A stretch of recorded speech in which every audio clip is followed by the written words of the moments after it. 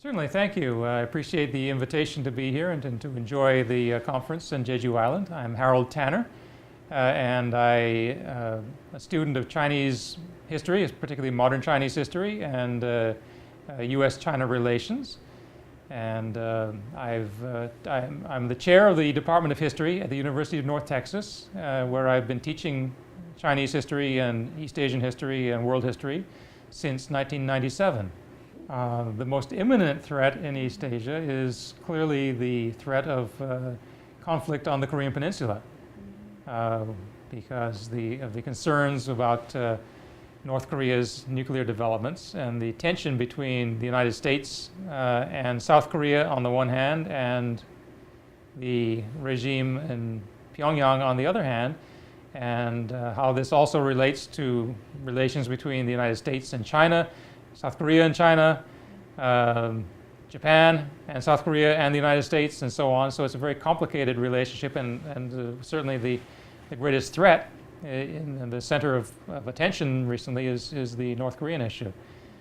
And so I would say certainly that's the greatest threat to the region.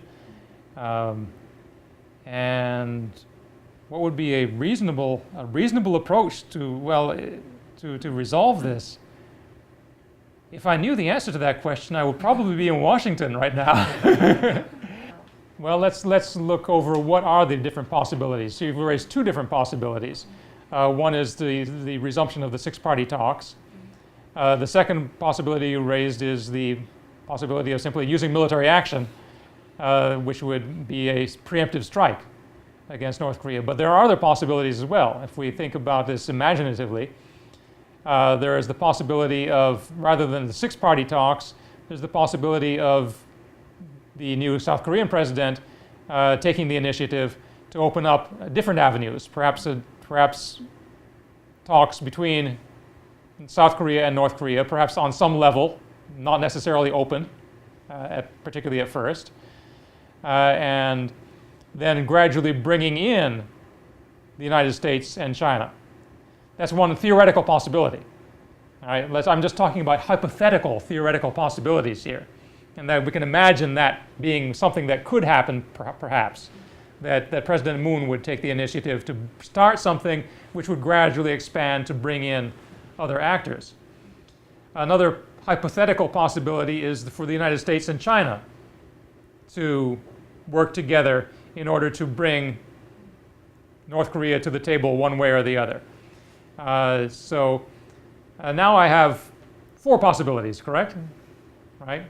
Six-party talks, a South Korean initiative, a Sino-American initiative, or nuclear or direct military action. What is the most realistic one? The simplest one is direct military action. It doesn't. That's very simple. Once you've decided to do it, the difficulty is in deciding to do it and understanding what the consequences would be, which would be, of course, disastrous and terrible and horrible and involve the deaths of huge numbers of people. So deciding to do that is very difficult, and rightly so. It shouldn't be easy to decide that, but it would be the easiest thing to do once you'd make the decision. But the implications and the aftermath would be horrendous. And it seems clear that everybody in the region and in the United States as well understands that the military option is not a realistic option. That the costs are too great. The cost in human life would be so tremendous as to be unbearable, and that a military option, therefore, although it would be simple to do, the United States could do it very quickly. Okay, but I think everybody understands that it is not a reasonable option and not a humane or moral option to take. And so that leaves us with the other options, correct? The six-party talks. Now, the six-party talks have been tried before, and I think it's probably very difficult to sell the parties, particularly the United States, into resuming them without any hope, any promise that things would be different. My impression is that people within the American State Department feel that the United States has talked with North Korea before and been deceived and has no reason to believe that North Korea would behave otherwise. And until the United States has a reason to believe that North Korea would behave in a straightforward and honest fashion, then the United States will probably not be willing to simply restart a six-party talks negotiations. That leaves us with the other two possibilities, right? One being what Donald Trump seems to be doing is to work with China in order to put pressure on North Korea to change something. If you remember that when Donald Trump, the presidential candidate, was on the campaign trail, he talked very harshly about possibly using military action against North Korea, and he talked very harshly about China. Candidate Trump accused China of being a currency manipulator, unfair trade practices, and so on and so forth. President Trump, very quickly after talking with Xi Jinping, turned around, began talking, dropping the issues of currency manipulation and other trade issues, and has praised Xi Jinping for helping out on the Korean issue. And of course, China has taken a few steps, right, particularly with regard to the coal imports and criticisms of North Korea's missile tests and nuclear tests. And Donald Trump has been praising Xi Jinping and saying China's helping us out, China's being, and at one point somebody challenged Donald Trump and said, well, why aren't you talking about currency manipulation? He said, I don't want to talk about that right now. Why talk about that when China is helping us out with North Korea? That would be counterproductive. Donald Trump is a transactional person. He wants to do deals. And putting currency manipulation aside is part of the deal that he's making with North Korea. With China. So perhaps that avenue will lead to something we don't know. But perhaps that interaction between the United States and China will lead to North Korea. North Korea needs to give up something in order for the United States to talk to North Korea in any format, whether it's direct talks, which seem very, very unlikely, or talks within something structured like the six-party talks or some new structure of multilateral talks. North Korea has to give Donald Trump something. Otherwise, he cannot justify dealing with Kim Jong-un. So perhaps the China connection will come up with something in which North Korea takes a step backwards, takes a step down, and de-escalates, does something to give Donald Trump the off-ramp, if you like, the highway exit, to take that exit to go towards the point of talks. But maybe that won't work. Not every deal that Donald Trump makes is a success. Some of Donald Trump's business deals were failures. Maybe certainly some of his foreign policy deals will be failures. What if China doesn't deliver? Then what will happen with this deal? We'll be back to square one, won't we? And now the final possibility that I raised is President Moon taking some initiatives and engaging North Korea in some way. And then developing from there, bringing the United States into some multilateral engagement. And so that is also a possibility. Which is the most likely of these possibilities? Perhaps actually the South Korean President Moon taking the initiative and bringing something that both requires and enables the American administration to take a further step. Perhaps similar to the Sunshine Policy. But again, this would involve the President Moon being able to do that, given his domestic political concerns, and it would require then Donald Trump. It would require President Moon and the North Koreans to do something that would be big enough and significant enough for Donald Trump then to become involved, for Trump to talk with North Korea. Some specialists have suggested that the United States should simply accept that North Korea is, the regime is there, recognize it diplomatically, accept that this regime is going to be there and that we probably can't do anything about its pursuit of nuclear weapons, and start living with it. But that's something that's very difficult for any American president to say, whether Democratic or Republican. this is an extension of the question we just dealt with, isn't it? Right. The position of South Korea in the midst of the two superpowers, which are adversaries. So let's return a little bit to that context of the adversarial relationship between China and the United States. And there are different aspects of that adversarial relationship. There's an economic relationship between the United States and China, which is ambiguous. It has an adversarial relationship, but it also has a very deep cooperative relationship. American companies are very deeply invested in China and make a lot of money by doing business in China and manufacturing things in China and exporting them to the United States. Not only China makes money, American companies make huge amounts of money too, and American consumers benefit by buying cheaply made Chinese goods. But then there's also the trade frictions and the so-called trade imbalances and debates about that. So there's the economic aspect of this adversarial relationship. But the economic aspect also has an integrative side to it, in which the two sides really need each other. And that's one thing for all parties, including South Korea, to consider, is that although they are adversaries, China and the United States also are very closely tied in with each other and cannot simply say, we're mad at you, we're going away. Donald Trump may talk about protectionism, but he will not be able to actually put his protectionist policies fully into practice. Peter Navarro, who was one of Donald Trump's advisors, was talking about huge, what I think it said 37 or 47% tariffs should be imposed on all Chinese goods. Nobody's talking about that anymore. Okay? Because it would absolutely kill American companies.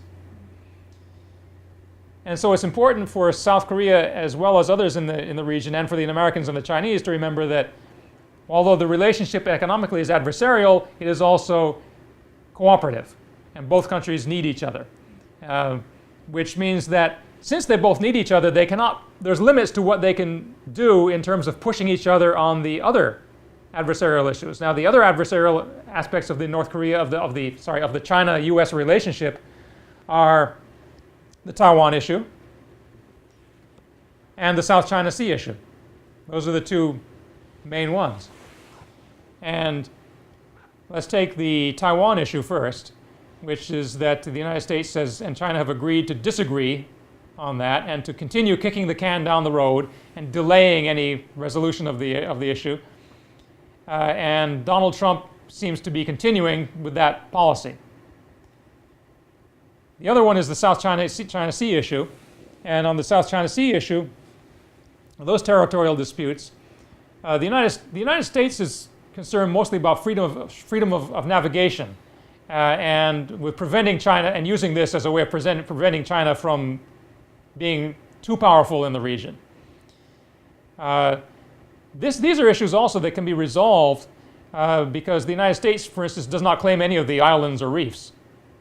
And the United States' position on if the Philippines and China have a dispute about them, the United States is going to say, well, we don't care, we don't take a position on who owns these, we would prefer that you just negotiate it and resolve it peacefully.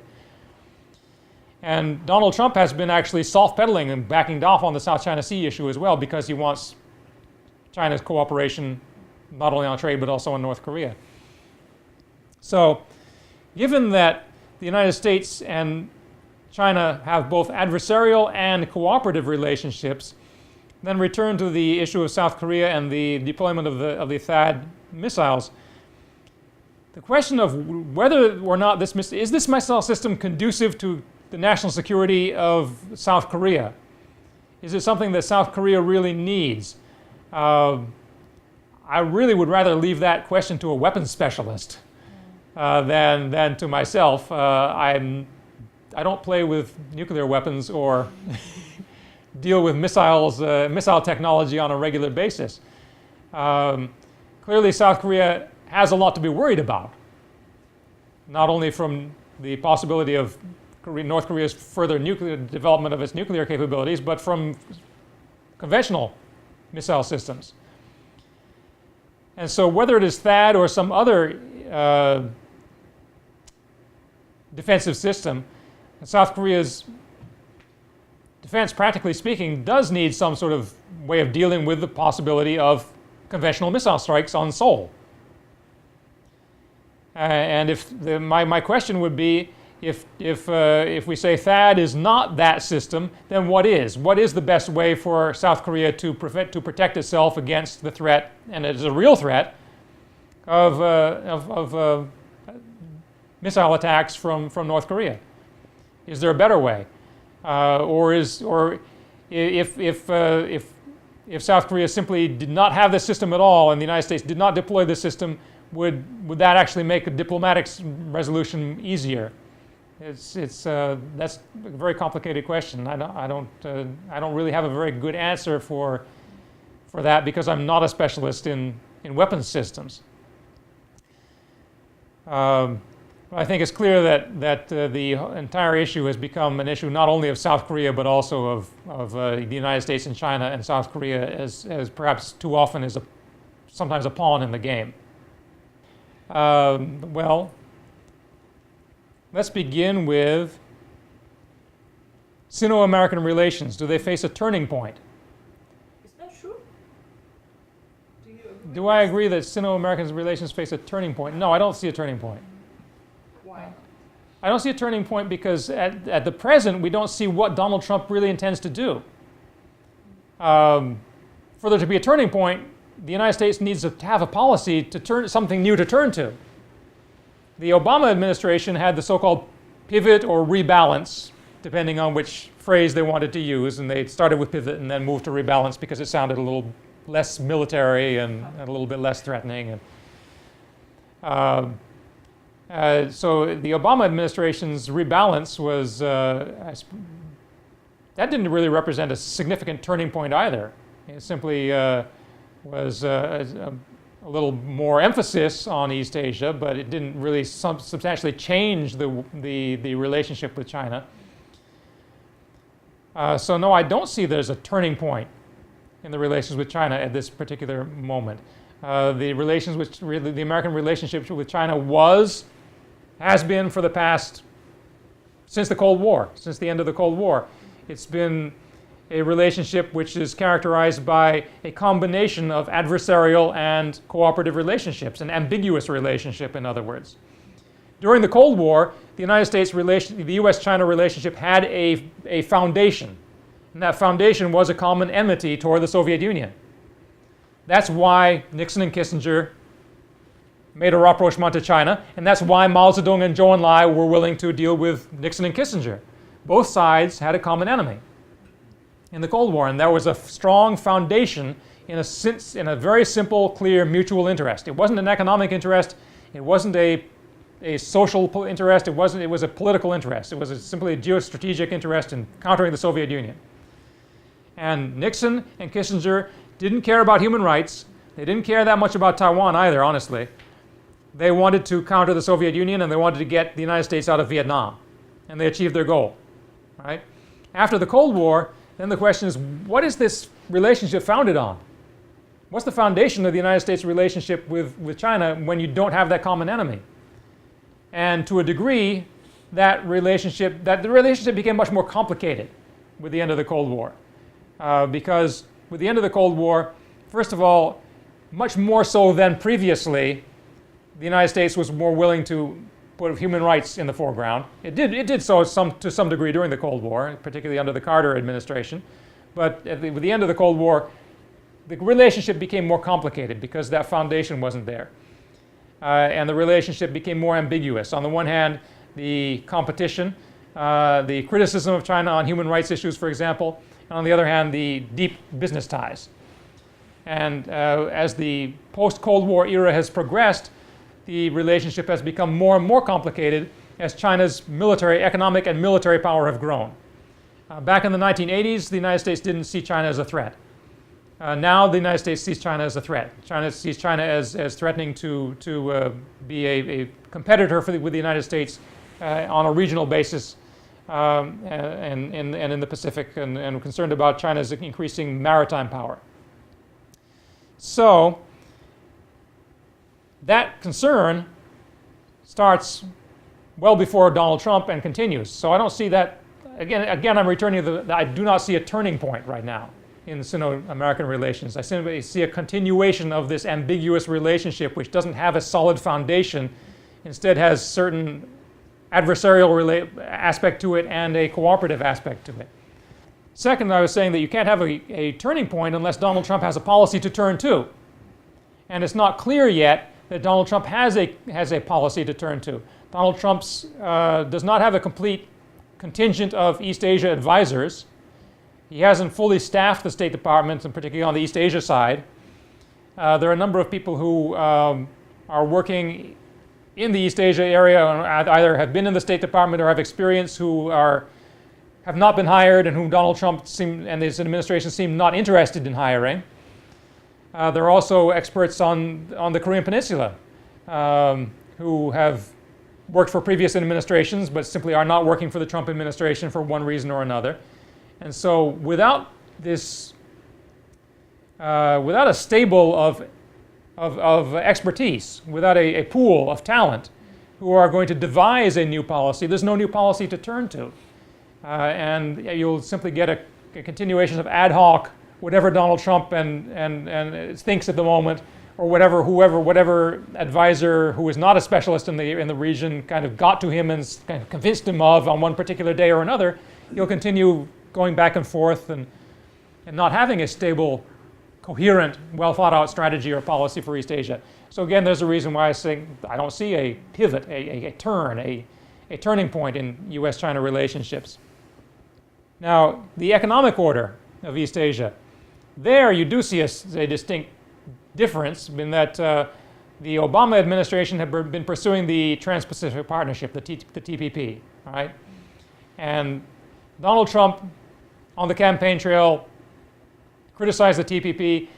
Ironically, one of the things that Trump said about the TPP was that it was something that was good for China, which is absolutely not the case. The TPP was designed to have an American leadership over an East Asian over a Trans-Pacific economic structure, and to put China on the outside of that structure. So that kind of indicated Donald Trump's lack of understanding.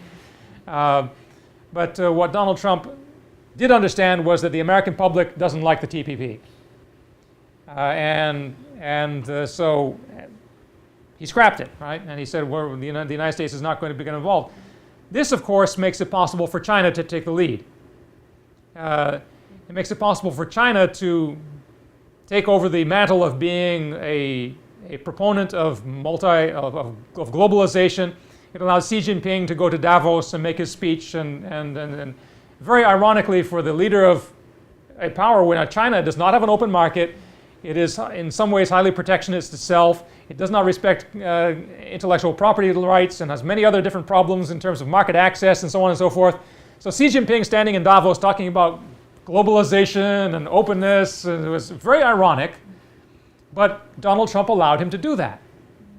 Donald Trump's pulling out of the TPP enabled China to take the lead.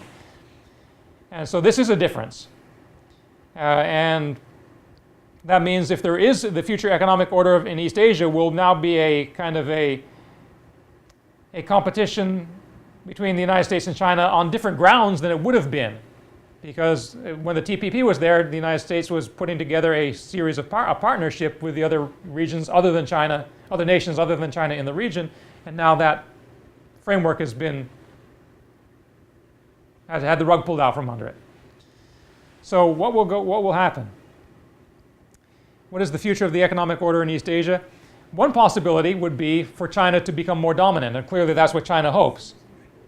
And that's certainly a distinct possibility that with American leadership out of the region, that China will be able to exercise its power, both its economic power and its soft power, to bring more countries in the region into its structure. And China will start to design the architecture of an East Asian economy, which will be China-centered. But at the same time, it seems likely that the United States will continue to pursue bilateral and perhaps multilateral agreements and negotiations, renegotiating existing deals and negotiating new deals. We need to remember that the reason the United States was in the TPP in the first place is that American businesses saw tremendous advantages to it. And those American businesses will still see advantages and still want to be in the East Asian markets. And they still want trade agreements. And so those businesses, those American businesses, are going to be pushing the Trump White House to make deals that will get them what the TPP was going to get them. Those American businesses still want what TPP was going to give them, and they're going to try to get it by some other means, if that's possible. Some very optimistic people have said, well, maybe what Donald Trump will do eventually is to start putting these pieces back together and negotiate something that will be like the TPP, but he can't call it that because if you call it that, the American public won't accept it. So there's still a possibility of American leadership, but it will have to be an American leadership that is built, that somehow is rebuilt on the wreckage of the TPP. And whether Donald Trump's administration is capable and willing to do that and capable of doing that remains to be seen. Another part of your question was about Donald Trump's protectionism. You've asked, will Donald Trump's protectionism reinvigorate the American economy? First of all, I don't think that Donald Trump will be able to implement all of his protectionist policies. Donald Trump's protectionist agenda was not based on a realistic reading of the economic situation. It was campaign rhetoric. It was rhetoric designed to appeal to people who don't know any better. And American businesses do not want protectionism. American businesses have benefited tremendously from globalization. And I'm returning to the point I just made, I think, that American businesses have a lot invested in globalization, and they are not going to easily allow the United States government to institute a huge number of protectionist policies. And so if Donald Trump does pursue protectionism, it will not be the complete package that he has imagined. The reality is once things hit Congress, whatever Donald Trump can do by executive order, maybe he can do, but there's a limit to what he can do. He needs to deal with businesses, he needs to deal with Congress, and when he does, then that protectionist policy, that protectionist agenda will be watered down. So that's one part of your question, why won't protectionism reinvigorate the American economy? Because the protectionist agenda will not be fully implemented. And because it's not designed to reinvigorate the American economy anyway. The second reason is that a lot of this protectionism really won't do any good for the American economy. A lot of the changes in the American economy are due to things other than international competition. The coal industry and the fossil fuel industry, for example, that's going to decline anyway. That's been declining. It's going to continue to decline because coal is just not the most efficient means of generating power anymore. Other industries, jobs that have been, to some degree, certainly jobs have been taken away from the American economy and outsourced to China or other countries, and they won't come back to the American economy until it's cheaper to make that stuff in America. And if protectionist measures make it too expensive to produce A, B, and C in China, then the American companies that are doing that will say, well, where is it cheaper? Vietnam? Laos, Cambodia, they'll find somewhere else. Also, of course, it might be cheaper to bring some of that production back to the United States and do it via automation and robots rather than paid human workers. So in that respect, too, protectionism is not going to bring back American jobs that were lost. American industrial jobs were being lost ever since World War II. It's been a decline. And they're going to continue to decline because of really fundamental structure changes in production and trade, not just because of globalization. And so protectionism is not going to change that. You asked again, will Japan recover from this lost decade of the Japanese economy? I think that will be very difficult. I think that the demographics of Japan still aren't in their favor. And so I think Vladimir Putin will continue to do that, and will Russia emphasize the Far Eastern region? I think probably Russia will put more emphasis on the Far Eastern region, but Russia at the same time has its far Western regions to be concerned with. And so Russia cannot afford to focus solely on one or the other. But Russia will also be interested in emphasizing its eastern region because Russia may want to weaken American influence in the region, But in the long term, Russia will also have to deal with the possibility of Chinese influence, and Russia and China will not always be friends. They may be allies of convenience in weakening the United States, but after supposing if they accomplish that goal, then they will be enemies because their natural, the contradictions between them and the conflicts of interest between them will reemerge. And some of those conflicts of interest have to do with Russia's Far East, which the Chinese will perhaps tell you was part of China at one time, part of the Qing Empire. And there's every reason for China to be interested in that area as well. Well, I thank you for your hospitality and for all the interesting questions. I've enjoyed my short time on Jeju Island and would hope to visit again, and again appreciate the invitation to be here and the generosity of the organizers of the event and in putting this together and inviting me. I'm really honored to be here and hope to return